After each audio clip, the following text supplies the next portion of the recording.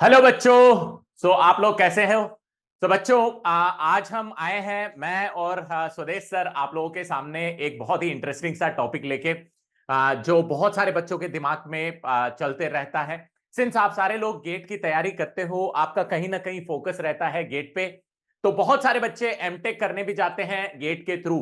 तो जब आप लोग गेट की तैयारी करते हो, सिलेक्शन जब हो जाता है, और फिर जब एमटेक में एमटेक में जब आप कॉलेज ज्वाइन कर लेते हो, तो उसके बाद में आपको कौन कौन सी ऐसी इंपॉर्टेंट चीजें हैं जो लगता है हमें कि आपको प्रिपेयर करना चाहिए, और या फिर उन पे आपको फोकस करना चाहिए ताकि आपकी लाइफ जो है वो आगे ज्यादा बेटर हो सके। तो बच्चों, इसी सेशन को आज हम लेके आए आप सब लोगों के लिए। आई होप आप सब लोग बहुत इसको you will find it very helpful. और जब आप लोग एमटेक कर रहे होंगे तो शायद आपके दिमाग में कभी ना कभी ये याद जरूर रह जाएगा कि आप लोगों ने ये सेशन अटेंड किया था और सर लोगों ने कुछ आपको एडवाइस दी थी। तो मेरे साथ में सुदेश सर भी हैं। Sudesh sir has got huge experience. Sir ने बहुत सारे बच्चों को पढ़ाया भी है, और इनफैक्ट मुझे तो लगता नहीं है कि सर नंबर गिनने लायक होगा, because it will be in lakhs of students जिनको आपने ट्रेन किया है। और आपने बहुत सारे बच्चों से, जो बच्चे एमटेक में गए होंगे, they might be sharing their feedback on how the college is going and what they are doing. और बहुत सारे सर के पढ़ाए हुए बहुत सारे बच्चे तो अलग अलग जगह पे बहुत सारी कंपनीज में जॉब भी कर रहे हैं।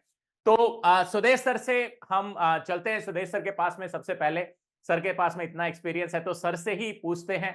सिंस सर प्रोफेसर भी रहे हैं, तो सर से पूछते हैं कि ऐसा क्या होना चाहिए एमटेक के टाइम में। What should be the thought process while doing your MTech, कि आपको क्या क्या करना चाहिए जब आप एमटेक में जा चुके हो। बच्चों, बहुत ही इंपॉर्टेंट चीजें हैं जो सर आपको बताने वाले हैं। इनको लाइट मत लेना, बिकॉज आप बहुत सारे बच्चे ऐसे होते हो जो इन सब चीजों को लाइट ले लेते हो, और उसके बाद में जब कॉलेज में जाते हो then you face lot of difficulty. I myself have done MTech from IISc Bangalore. तो मुझे कुछ चीजें पहले नहीं पता थी, शायद अगर पता होती तो मैं आईएससी में और बेटर कर सकता था। तो ओवर टू यू स्वदेश सर, आप प्लीज बच्चों को बताइए what all things that students should do while they are preparing for while they are doing their MTech. Thank you very much. जैसे आपने मैंने अब बच्चों को बताता रहता हूँ रेगुलर क्लास में भी कि हमारे पास एक ऐसे फैकल्टी है, हमेशा जैसे अमिताभ बच्चन बोलते थे ना कि हम जहाँ खड़े हो जाते हैं लाइन वहीं से शुरू हो जाती है। तो ये आपके जो विनोद दसुलिया सर हैं, इनकी हमेशा जहां भी जाता रैंक बनी आती है इनकी तो इसलिए जो कंटेंट है उन्होंने ही बताया। ये अमिताभ बच्चन है, तो ये जहां खड़े हो जाते हैं रैंक वहीं से शुरू होती है ठीक है, चलो। तो बच्चों, जैसे आपको बताया गया, ये एक इम्पोर्टेंट सेशन है। जब आप गेट देते हो तो उसके बाद खाली बैठ जाते हो 1.5 मंथ के लिए, कुछ करते धरते नहीं हो। ऐसा नहीं करना। देखो, सबसे पहले अगर आप, क्योंकि जो जितने मार्क्स आएंगे उसको अप्रोक्सीमेट रैंक आपको मालूम पड़ जाएगी। क्योंकि देखो, हम जो रैंक प्रिडिक्टर होता है ना, हमारा पीडब्ल्यू में रैंक प्रिडिक्टर लेते हैं, तो उसके आसपास आपको अंदाजा हो जाएगा कि आपकी रैंक कितनी है। या तो पीएसयू में जा रहे हो तो उसकी तैयारी करो, पर ज्यादातर बच्चे करेंगे एमटेक। और आपको यह भी आइडिया लग जाएगा कि एमटेक आप कौन से डिसिप्लिन में करेंगे, या तो डिजाइन में, manufacturing, thermal, applied mechanics, industrial tribology, polymer, material science, बहुत सारी चीजें हैं। तो मैं सबसे पहले आपको सजेस्ट ये करूंगा, अगर आपको कैरियर बनाना है, एमटेक करने के बाद किसी प्लेसमेंट लेना है और किसी अच्छी एमएनसी में जाना है, तो एक सॉफ्टवेयर सीखो ना। सॉफ्टवेयर डिपेंड्स अपॉन आपका स्पेशलाइजेशन का। जैसे एनसिस है आपका, एंस जो जैसे बड़ी कंपनी छोटी कंपनियों को खा जाती है ना, तो एनसिस ने ऐसी छोटी छोटी सारी कंपनियों को खा के बड़ा सॉफ्टवेयर बना लिया है। अगर आप फ्लूइड मैकेनिक्स में, जैसे हीट थर्मोडायनेमिक्स है आपका, थर्मल है, उसमें जाएंगे तो एनसिस सीएफडी सीख सकते हो आप, एनसिस सीएफडी। या फिर स्ट्रक्चर्स में जाना चाहते हैं तो स्ट्रक्चर सीखिए आप। तो इसके बारे में आपके विनोद सर आपको डिटेल में बताएंगे, पर एक सॉफ्टवेयर जरूर सीखो। नाउ सॉरी, अगर आप एमटेक कर रहे हैं तो आप हमेशा यह ध्यान रखना कि जो सेकंड ईयर का जो प्रोजेक्ट होगा उसमें से एक रिसर्च पेपर जरूर निकालें।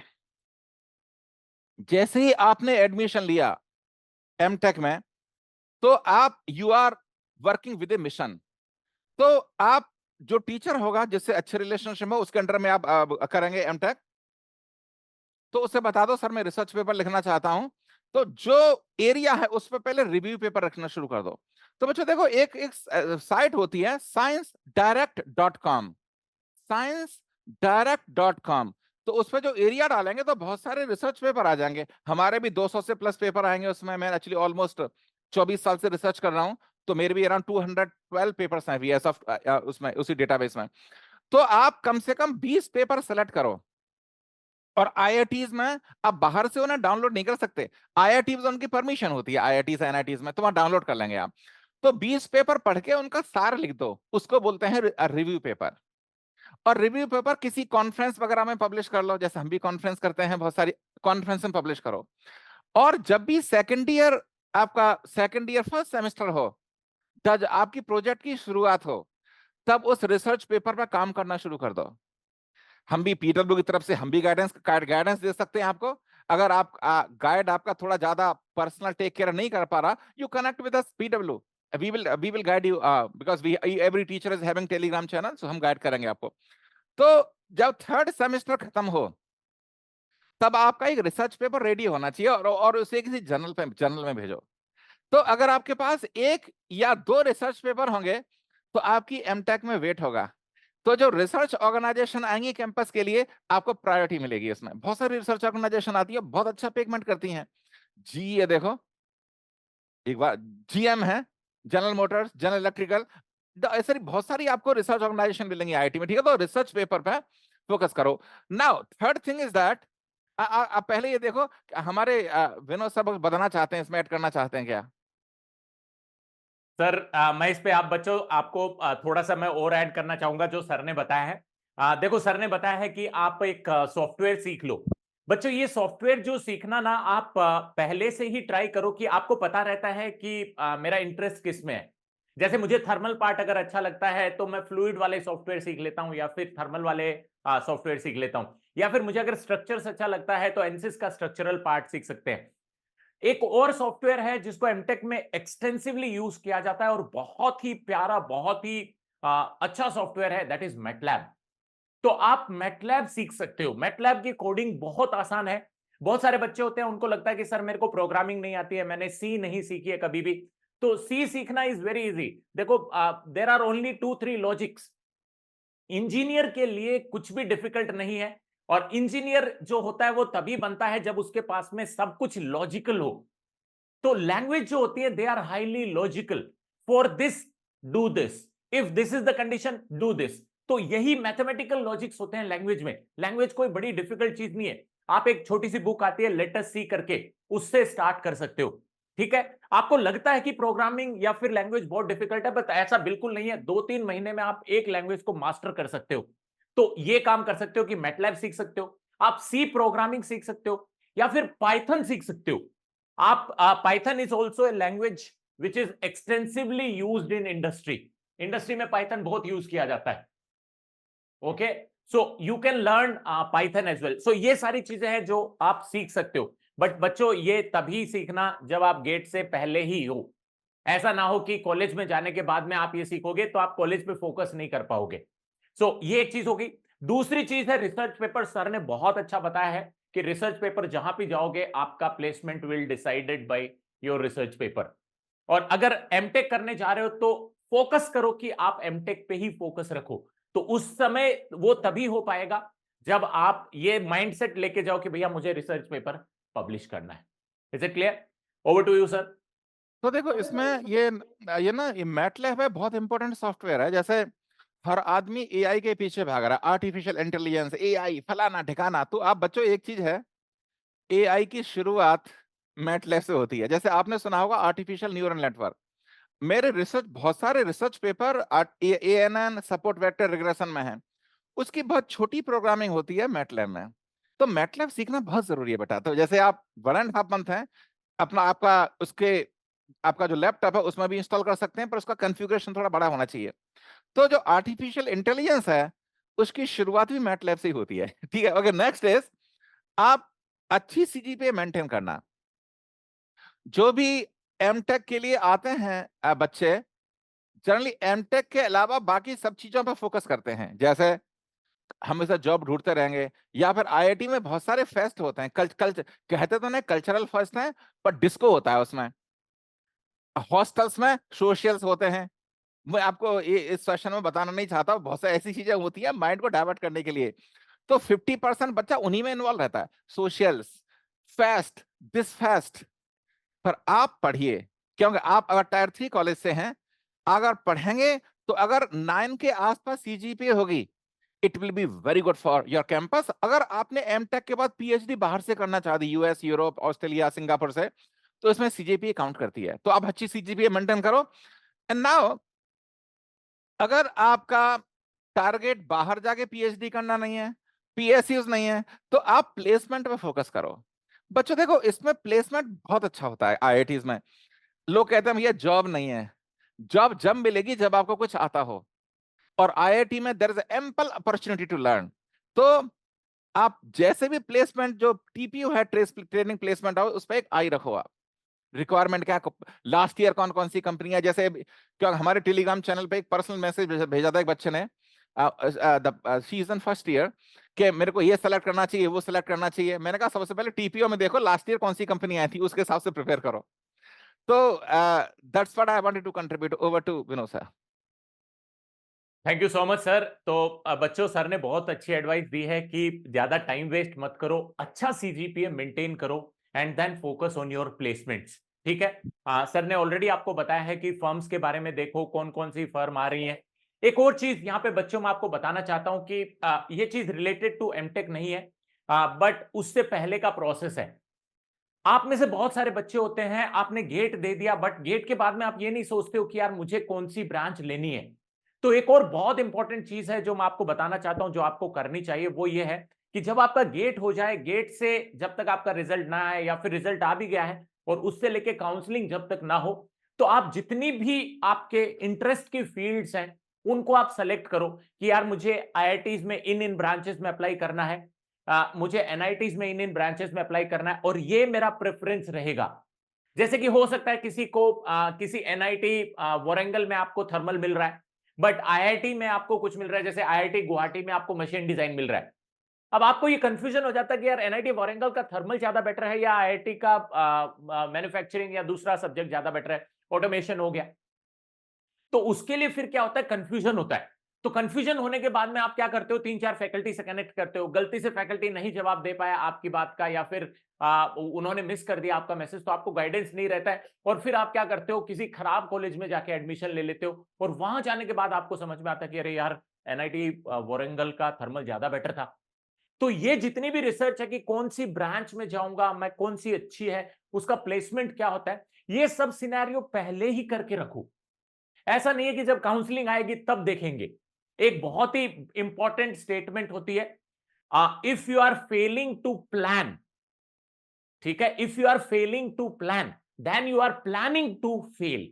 इसका मतलब अगर आपने प्लान नहीं किया है तो आप श्योरली प्लान कर रहे हो फेल होने का। ठीक है। तो ये आपको ध्यान में रखना है। कोई भी कोई भी ब्रांच अगर आप लेना चाहते हो, उससे पहले आप ये सोच के रखो कि हाँ भैया इसका प्लेसमेंट क्या है, मुझे पता होना चाहिए। ओके, सो कॉलेज के बारे में सारी रिसर्च पहले ही करके रखो। वहां के अपने जो सीनियर्स हैं उनसे बात करो, या आपके दोस्त होंगे, उनका कोई रिलेटिव होगा, किसी न किसी बंदे का कॉन्टैक्ट मिल जाता है, या फिर फैकल्टी से आप कनेक्ट करवा सकते हो कि सर किसी का अगर कॉन्टैक्ट है तो कनेक्ट करवा दीजिए। सो ये तो हो गई बच्चे कि कौन कौन सी चीजें हमें करनी चाहिए। बट अगेन दो इंपॉर्टेंट चीज है जो आपको नहीं करनी चाहिए। सदय सर ने ऑलरेडी उस पर थोड़ा सा फोकस डाला है कि आप जब प्रिपेयर करो तो टाइम वेस्ट मत करो। ठीक है। नेक्स्ट जो इंपॉर्टेंट चीज मैं आपको बताना चाहता हूं, आप में से बहुत सारे 90% ऑफ द स्टूडेंट जो एमटेक में एडमिशन लेते हैं वो ये काम करते हैं, और कहीं ना कहीं मुझे लगता है कि दिस इज वेरी रॉन्ग। आप लोग क्या करते हो, अगर आपकी रैंक आई है मान लो 1000, तो आप क्या करते हो, आप किसी आईआईटी में एडमिशन ले लेते हो कि चलो मान लो आईआईटी रुड़की में मैंने एडमिशन ले लिया थर्मल में, बट आपको ऐसा लगता है कि यार आईआईटी रुड़की मेरे लिए अच्छी नहीं है, मुझे तो आईआईटी बॉम्बे चाहिए या मुझे पीएसयू चाहिए। तो आप क्या करते हो, आईआईटी रुड़की में तो एडमिशन ले लिया, बट आप गेट की तैयारी करते हो या फिर इंजीनियरिंग सर्विसेज की तैयारी करते हो। तो उस केस में होता क्या है, सिंस वहां का सिलेबस ऑलरेडी बहुत हेक्टिक होता है, वहां का कोर्स वर्क ऑलरेडी बहुत हेक्टिक होता है, आप इस कोर्स वर्क को भी पढ़ने का कोशिश करते हो और इधर गेट पे भी फोकस करते हो। ठीक है, जैसा कहते हैं ना कि अगर दो नाव पे पांव रखोगे तो पूरा नदी में गिरोगे, ये वैसी वाली सिचुएशन होती है। बच्चा, आपको ये डिसाइड करना है कि आपको एमटेक ही करना है या फिर पीएसयू के लिए ही जाना है। अगर पीएसयू के लिए जाना है तो डेडिकेटेडली 1 साल ड्रॉप और ले लो और पीएसयू के लिए फोकस करो। कोई फायदा नहीं होगा अगर आईआईटी में जाके वहां पे एमटेक पे फोकस नहीं कर रहे हो, क्योंकि उससे होता क्या है, आप एमटेक पे फोकस नहीं करते हो, फिर आपका किसी दूसरे एग्जाम में सिलेक्शन नहीं होता है, तो सेकंड ईयर में आपको लगता है नहीं अब मुझे एमटेक पे फोकस करना चाहिए, तब तक टाइम निकल जाता है, आपकी सीजीपी अच्छी नहीं आती है और एमटेक करने के बाद में आपका प्लेसमेंट नहीं होता है, तो अगेन आप घूम फिर के वहीं आ गए जहां गेट से पहले खड़े थे। तो ये बिल्कुल नहीं करना है। एमटेक में तभी एडमिशन लेना है जब आप डेडिकेटेडली ये सोचो कि हाँ यार मुझे प्लेसमेंट ही लेना है। अगर आपको फिर से एग्जाम के लिए प्रिपेयर करना है तो डेडिकेटेडली बैठो, उसके लिए प्रिपेयर करो और एक शॉट अच्छे से दो। नहीं होगा तो अगली साल इसी गेट के स्कोर पे एमटेक में एडमिशन ले लेना। गेट यही आपको बेनिफिट देता है कि आप 2 साल तक कर सकते हो। तो अगर इस बार आप चाहते हो कि मैं गेट में जाके वहां प्रिपेयर करूंगा तो ऐसा मत करो, पहले ही प्रिपेयर कर लो, अच्छे से बैठ जाओ, अच्छे से एग्जाम दे लो। नहीं होता है तो इसी रैंक पे अगली बार गेट में एडमिशन ले लेना और गेट में वहां पे जाके अच्छी मेहनत करना। तो ये ज्यादा बेटर ऑप्शन लगता है। सेकंड जो चीज आप में से बहुत सारे लोग करते हैं, that is moving without any goal. MTech में जब जाते हैं तो हमें पता नहीं होता हमें क्या करना होता है, हमें ईएस भी करना होता है, हमें ये भी करना होता है, हमें प्लेसमेंट भी चाहिए होता है, हमें पीएचडी भी करनी होती है, बहुत सारी चीजें चल रही होती है। ये सब एक साथ नहीं चलते हैं। आपको ये ध्यान में रखना है पहले दिन से कि आप एमटेक पे फोकस करके पीएचडी जाना चाहते हो, एमटेक पे फोकस करके प्लेसमेंट लेना चाहते हो या फिर एमटेक पे फोकस करके कुछ अपना बिजनेस करना चाहते हो, तो वो पहले से ही गोल क्लियर रखो, क्योंकि तभी जाके आप डेडिकेटेडली फोकस कर पाओगे उन चीजों पे।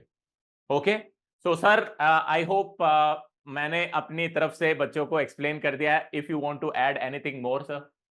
नहीं, बस बहुत अच्छा हुआ था। और ये अगर कोई आपको क्वेश्चन है और कुछ क्लैरिफिकेशन चाहिए तो आप चैट बॉक्स में लिख सकते हैं, then both of us will try to respond in on a suitable time also.